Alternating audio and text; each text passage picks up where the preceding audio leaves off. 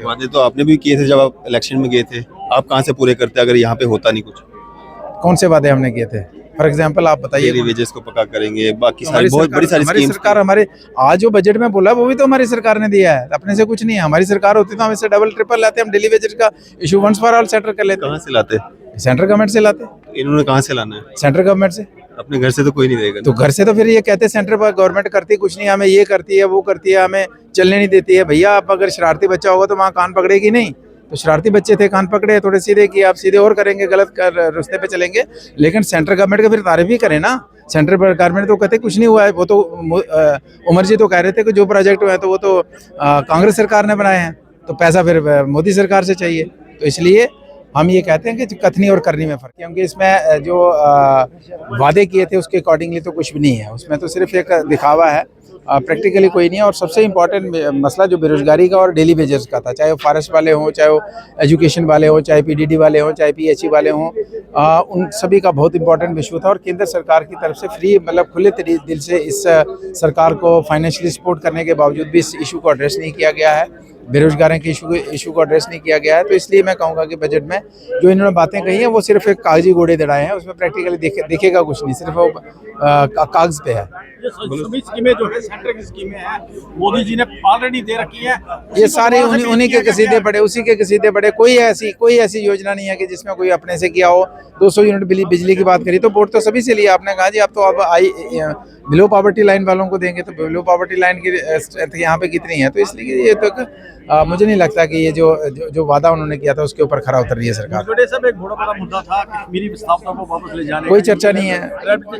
उसमें जम्मू के विस्थापित, कश्मीर के विस्थापित की चर्चा ही कहीं नहीं हुई है, उनका रिहेबिलिटेशन की कोई बात नहीं हुई है। जबकि आप हर अपनी पॉलिटिकल रैली में, हर तकरीर में ये कहते थे कि उनको वापस ले जाएंगे। उनको सर अगर बात करें हम, जिस तरह से आपने कहा कि अपने से इन्होंने कुछ नहीं दिया है, ऐसा क्या है इनके पास अपना जो ये अपने से लोगों को दे सकते थे?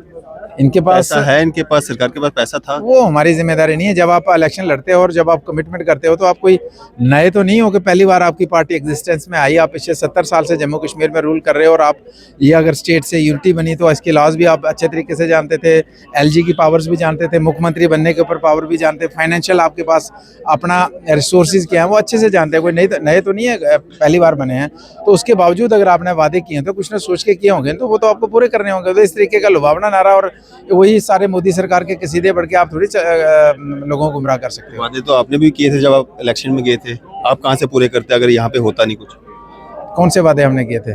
फॉर एग्जाम्पल आप बताइए। डेली वेजेस को पक्का करेंगे, बाकी सारी बहुत बड़ी सारी हमारी स्कीम्स सरकार हमारे आज जो बजट में बोला वो भी तो हमारी सरकार ने दिया है, अपने से कुछ नहीं है। हमारी सरकार होती तो हम इससे डबल ट्रिपल लाते, हम डेली वेजेस का issue once for all settle कर लेते। कहाँ से लाते? सेंट्रल गवर्नमेंट से लाते। इन्होंने कहाँ से लाना है? सेंट्रल गवर्नमेंट से। अपने घर से तो कोई नहीं देगा। तो घर से तो फिर ये कहते हैं सेंट्रल गवर्नमेंट करती कुछ नहीं, हमें ये करती है वो करती है, हमें चलने नहीं देती है। भैया आप अगर शरारती बच्चा होगा तो वहाँ कान पकड़ेगी नहीं।